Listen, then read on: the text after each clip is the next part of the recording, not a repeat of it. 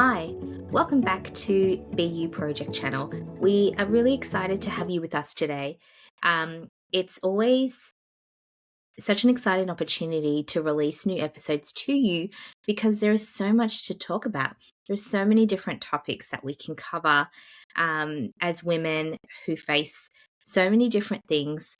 I really enjoy being able to present to you guys different things that might be a theme, or it might be something that we're kind of all facing right now, or it might be something that maybe we're not. Maybe we feel quite alone in what we're facing. But, anyways, regardless of that, I'm excited about today's episode, and I'm excited about it because I do it a lot, and I reckon you do as well.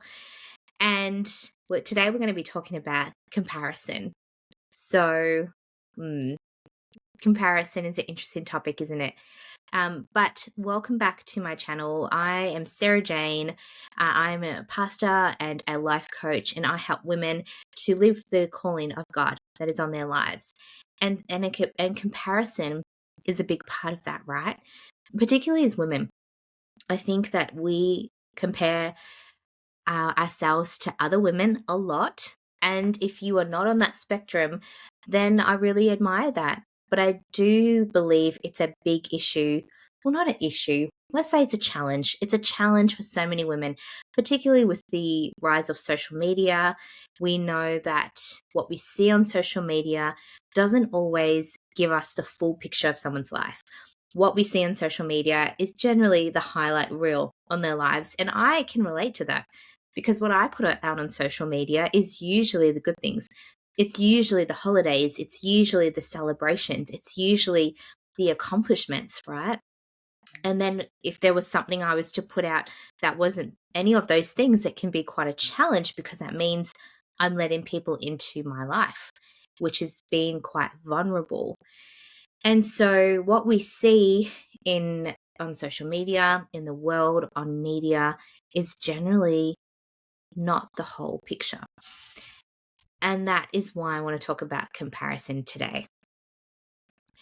Comparison is something we do all the time. It's something we do whether we're aware of it or we're not aware of it. But it is something that all of us do. We all compare, whether we compare ourselves to ourselves. So we might compare ourselves to where we were in the past, to where we are now, or whether we are comparing ourselves to someone else. It happens and we do it. And, when you look at comparison, it's actually not all bad. Comparison can be good in some sense, in the fact that if you are comparing yourself to maybe yourself, so you're looking at your life and you're going, wow, I'm not where I used to be, and that's a great thing. Or maybe, oh, I've fallen a little bit off track. What can I do to get back on track? I don't think that's a bad thing. I think we need to have those moments from time to time. And then you might compare yourself to, say, that you want to improve the area of health and fitness in your life, and you look at a personal trainer who is quite healthy and fit, and you compare yourself to them and go, I'm not there, but I can use what they know, what they've built, how they've trained their body. I can use that to help get me to a place of where I am comfortable in my health and fitness journey. So it's not necessarily all bad. And I think that we've got to know the difference between healthy comparison and unhealthy comparison. And when we look at unhealthy comparison, that's when it can really start to impact our mental health. And that's when we can get into that rabbit hole of negativity, when we allow that unhealthy comparison to linger and happen on a regular basis. So let's unpack that a little bit. Let's use social media as an example. If you're listening to this, I don't know what your relationship is like with social media. I don't know if you are on social media or if you are not on social media. But regardless of where you are, this message is still helpful because we all do it. It's just determining whether we're doing it from a place of positivity and a healthy place versus a place of negativity. And okay, that's not helpful for us. We need to know the difference between the two. So let's take social media as an example, because so many of us do use social media. I'm going to assume that. Now, social media has become the place where we find connection, that connection through liking and commenting on other people's posts, or people liking and commenting on our posts.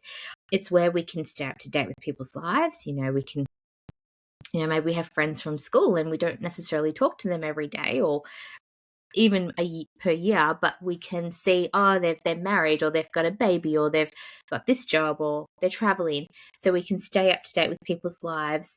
It can also help show us tips and tricks. I don't know how many of you like accounts or follow accounts or videos that shows you maybe easier way to do things, or if you're a parent, maybe you go to accounts that show you parenting tips. If you like a clean house, maybe you go to accounts that show you how to, I don't know, declutter your house or live as a minimalist. Maybe you follow those types of accounts. Maybe you like the cooking accounts that show you different and cool recipes.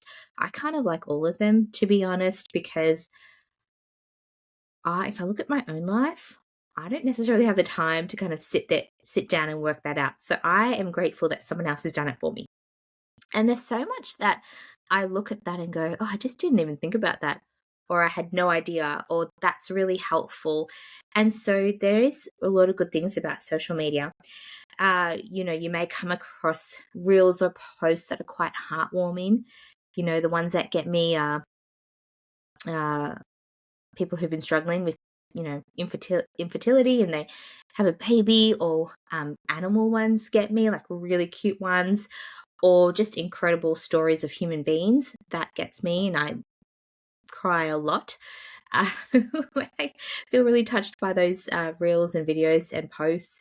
And then the other thing that I really like about Instagram, I don't love social media, but one thing I do like about it is the humor. I just think there are people on there who are so funny, and I'm like, how are you that funny? And I appreciate that. I appreciate a good laugh. But we have to be honest, also, is that there are a lot of useless things on social media, and a lot of scary things, and things that make me worried about the state of our world. But nevertheless, we have to acknowledge that social media is a huge part of our lives. And I just want to talk about research for a second. And it says that social media can impact the mental health. And if we're having negative interactions and comparisons to others on social media, it can be related to higher levels of anxiety and depression. But on the flip side, if you're having positive interactions and connections, it can actually lead to lowering the levels of depression and anxiety. So it just depends how you're encountering social media. There was also a study that shows that about 87% of women say that they compare their bodies to those they see on social media and even other media channels. So we know that it is a problem, and especially as women, I do it so much. For me, I will look at other women on social media, particularly women who are in the same industry as what I do, and I think they are so much better than me. They have a massive following. They've got their lives together. They are killing it. They are growing quickly. They are traveling around the world. And I go, why am I doing what I'm doing? Because I cannot compare to these incredible women. So I do it too. And I don't know in what area that you may compare. Maybe it's an area of your physique. Maybe the way your body is right now, you're not happy with it. And so when you see another woman who has a thinner body than you compare yourself, and maybe that leads to feelings of not feeling good enough, or feelings of being inadequate or unworthy. And that's where we step into that unhealthy and toxic thinking when it comes to comparison. I've never heard of this before until recently, but there is this theory called the social comparison theory. So this theory was developed by a psychologist by the name of Leon Festinger back in 1954, I believe. And the theory presents the idea that there is something within us that drives us towards gaining accurate self-evaluation. I'm not sure if you're familiar with this theory, but I thought it was really interesting. So this means that we use self-evaluation to assess how we compare to others. And there's particular areas we do that. It's attractiveness, it's wealth, it's intelligence, and it's success.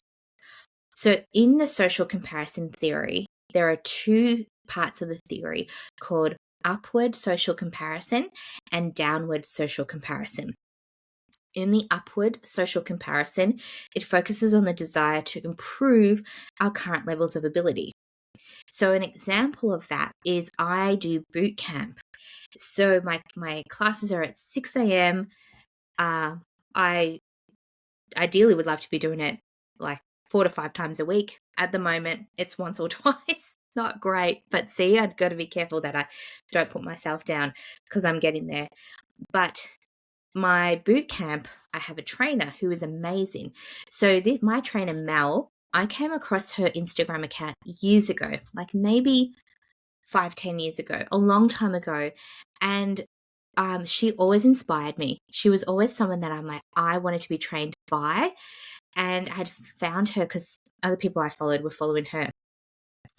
And I always found her inspiring. I always thought, yes, I'd love Mel to train me one day. And it just happened so that I was able to join her boot camp about 18 months ago. When I look at Mel, I don't look at her and go, she's so much better than me. I'm a nobody. I'm disgusting. I'm terrible. I'm ugly. I think there are moments where I'm like, oh, wouldn't it be nice to look the way she does? But I'm definitely finding that her physique, her capabilities is inspiring and motivating me and showing me what's possible. She can lift more weights than I can, and I'm bigger than her. But I use that as inspiration going, this is what's possible. I may not necessarily want to be exactly like her, but I can use her knowledge, her experience, her capabilities to help get me to a place where I know I can get to. So that's just an example of social upward comparison. But then the other side of the social comparison theory is the downward social comparison. And that's when we compare ourselves to others who we believe are worse off than us. So there's two parts to that. And that makes us feel better. I've done that. Have you ever done that where you're like, okay, so you compare yourself to, say, for example, you're thinking about people from your school. And I graduated quite a long time ago. And I know that we're all in our mid-30s. Our lives are different. Some of us are married, some of us have kids, some of us have great jobs, maybe run our own businesses, some of us are very high up in the company we work for, whatever it looks like. Some I don't know what's happened to, so I'm not sure how they're going. But let's take an example of that. You compare yourself, maybe you went to a school reunion and you kind of thought, oh, I don't want to go because, I don't have much to boast about. And then you go and then you realize someone is just doing a menial job and they're just getting by. And you think, oh my goodness, I'm doing so much better than them. Whew, that actually makes me feel really good. That is also part of the downward social comparison. So I am guilty of that. I have done that. And I'm going to guess you've done that too, because I think it's just part of what we do as human beings. The other side to that is that the downward social comparison can also lead us down roads of jealousy, insecurities, thinking we are inadequate, and even depression. Oh, is that hitting a nail on the head today for you? Because it has for me. And that's for me the struggle with social media. That's when I go, I am a life coach and I have an idea of where I want to go. And there are women who have done it. And then I feel maybe I'm not that good. Can you relate to that?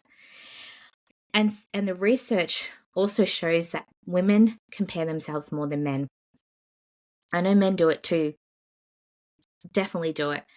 But it shows that we do it more than men do. So, how do we combat this? How do we overcome comparison? But knowing that some comparison is good because it helps us level up. It helps us get to a place where we want to go. It helps to inspire us and motivate us and not keep us in the same place that we are. Because in a year, 5 years, you don't want to be in the same place you are now. But there's also the unhealthy side of comparison, which is that, oh, it makes me feel better than them.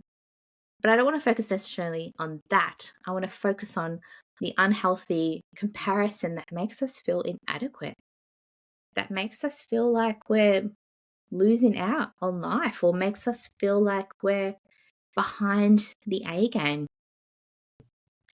When I was at my previous job, I had a wonderful colleague who was she was like a older lady. She was just so beautiful.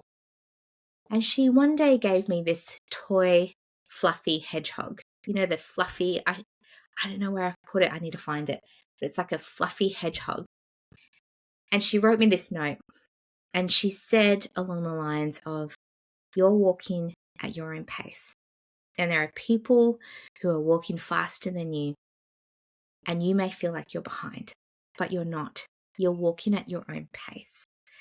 And I loved that because it was such a reminder that I have to run my own lane here. I cannot run the lane of someone else. And that is why unhealthy comparison doesn't help in that regard. And it was hard, when I desired to be married for so long and I went into relationships and they didn't work and I felt like a complete failure. And I just felt like something was completely wrong with me. And I wrestled with God about it because I was like, God, how can you give me this desire of being married? Since I was 21, I remember it. I remember the desire, and it's not being fulfilled, and I'm having failed relationships, and I feel like I'm making a fool of myself, and I feel like I'm putting out my emotions all for nothing. And it was such a wrestle. And I would compare myself to other women who got married young in their early 20s or even late 20s. I only got married in my mid-30s. And I really had to battle that question of what is wrong with me? Why can I not find the spouse that I'm going to be married to? What is wrong with me? What have I done for no one to fall in love with me and love me the way I've seen other people love each other? I'd also get scared because I'm a pastor as well, and I preach and I do all that stuff, and I've been on missions trips, and I know that that's part of the calling God has for me to do work overseas. And I know people would say maybe you don't need it, like not say it like that, but along the lines of maybe you won't get married because of the calling God has for you. I didn't want to hear that. I didn't want to hear that this is a desire I have and God's not going to fulfill that.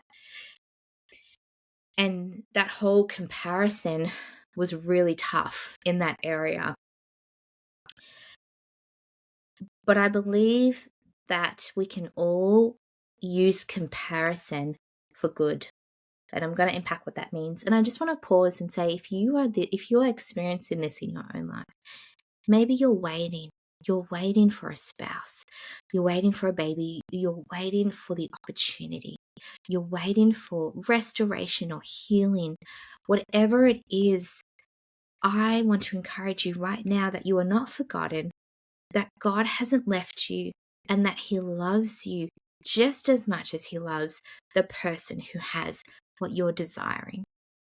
I just wanted to pause and say that because I think it's really important. So how do we overcome this unhealthy state of comparison? There's a scripture in the Bible from 2 Corinthians 10 verse 12. And it says, they measuring themselves by themselves and comparing themselves among themselves are not wise. I thought that was quite funny. Sometimes, you read a scripture and it like smacks you in the face. And you're like, okay, God, you're talking to me. What I'm getting from this is that sometimes when we compare ourselves to each other, it's not really the best thing or the healthiest thing or the wisest thing to do.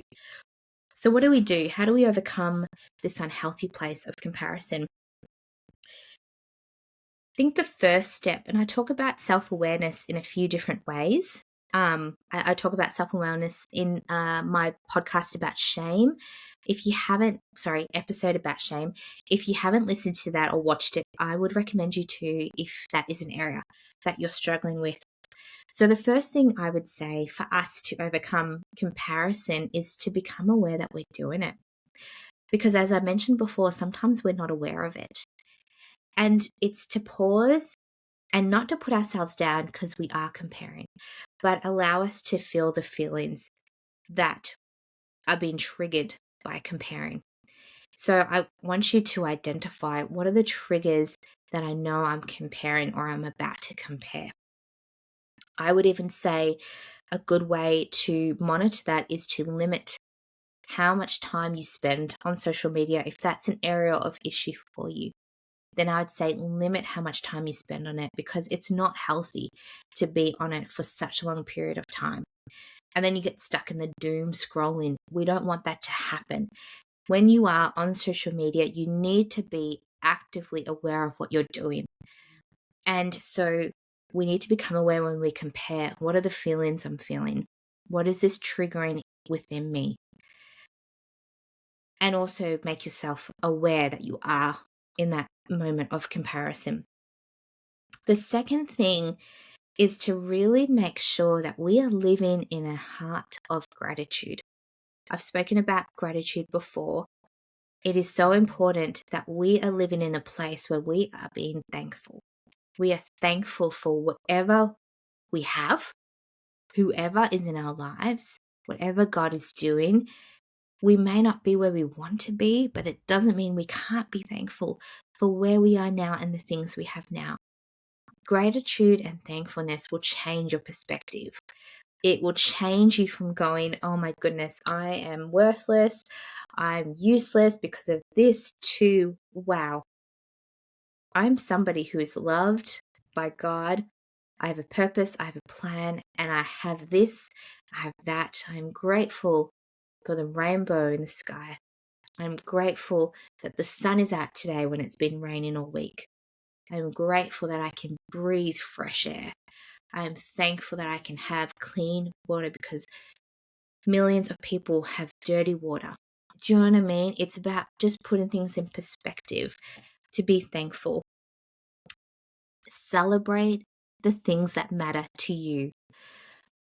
On social media, we've got this standard, I feel, that we've set where you celebrate marriages, engagements, babies, jobs, things like that, which are all good, all fine. Let's celebrate those wonderful and beautiful things. But if something matters to you, if you've achieved something, if you've changed something, if you've let go of something, celebrate it if it's important to you. And celebrating doesn't necessarily mean it has to go on social media. You can put it on there if you want to, but celebrate it in a way that is related to who you are. Maybe it's organizing for some friends to come over to celebrate, going out with the girls, getting yourself a massage, writing it down in your journal, putting it up on a wall that has your achievements. Whatever it is, celebrate the things that matter to you, because they are just as important as all the things we put on social media. They are important. Even if it doesn't go on social media, it is still important. And maybe not everything needs to go on social media. Celebrate the things that matter to you. Use the self-evaluation to improve us, not to deter us. What do I mean by that? When we see people, maybe you're a mum and you see a mum who parents their child in a way that you want to, rather than putting yourself down because you feel like, maybe you feel like you're not good enough. Maybe you feel like you let yourself down, you let your kids down. I don't want that to sit on you, because that's not true. You are an incredible mum. You are an incredible mum and you're doing a great job. But are there things about this other parent that you could use to inspire you to do something differently, to incorporate something, to take the pressure off yourself? If we want to write a book, Maybe we can use an author, a well-known author that's done really well. Maybe we can use them as inspiration to write our own book. Give us some ideas of how to release it, how to make it public, all of that kind of stuff. The next thing is to make a choice. Choose to do something about the area that you are comparing yourself in, or let it go. And what I mean by that, if there is nothing that you can do about the area that you are comparing yourself in, it is completely out of your control. Do you need to let that go and stop allowing it to control your joy and your peace and put it in God's hands? And if there is something you can do about it, then do something. But don't be stuck in that place of comparison. Because remember, we talked about the research. It can lead to feeling insecure. It can lead to depression and anxiety. We don't want to live like that. That's not the way we're meant to live life. Make a choice. Choose to either do something or choose to let it go. You have a choice to make. And then the last part, for those who believe in God, keep our eyes on Jesus, not others, because his timing is perfect. If you are in that season of waiting, comparison is not going to help you. It's going to create more feelings of anxiety, of despair, of disappointment. God doesn't want that for you. So you need to choose if you're going to allow comparison to deter you from God's timing for your life, because his timing is perfect. We may not see that in the moment, but when God brings the things that we're desiring, I think we'll have a better understanding of why maybe it took so long, or maybe we won't, but that's where that trust in God comes from.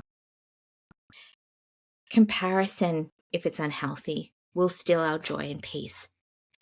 And you, as a mighty woman, as a woman who is courageous, as a woman who has a bright future, as a woman who deserves to live out your goals and dreams, don't let comparison steal your peace and joy and deter you from achieving the things that you want to achieve. Either use it, let it motivate you, as I'm trying to do, or limit your time where you know you're going to compare, and don't even let it in. You have a choice and you get to make that choice every day. So that's just some ways that we can deal with comparison. I'd love to hear from you. Maybe you've got some other tips that you want to share. Leave a comment. Maybe you want to share your journey and your story on comparison. I will leave with this, in that not everything we see on social media is the whole picture. So if you ever get stuck in that moment of, gosh, they seem to have it all together, well, we don't actually know that. We don't know what's going on behind closed doors. We don't know if there is something wrong behind closed doors. We don't know if deep down they're actually happy. We don't know that. We can't assume unless we know their story. And when someone, Jake and I are walking through our journey of infertility, and I saw someone else fall pregnant the other day that started trying after us. And that instantly, as soon as I opened up Instagram, it popped up. I was like, God, why? And Jake really he's been really good. He's been talking me through that. Celebrate for other people. Celebrate their wins, their successes, their achievements.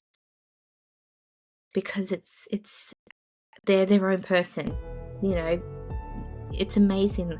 Celebrate for them, so that when you have your things, they can celebrate with you too.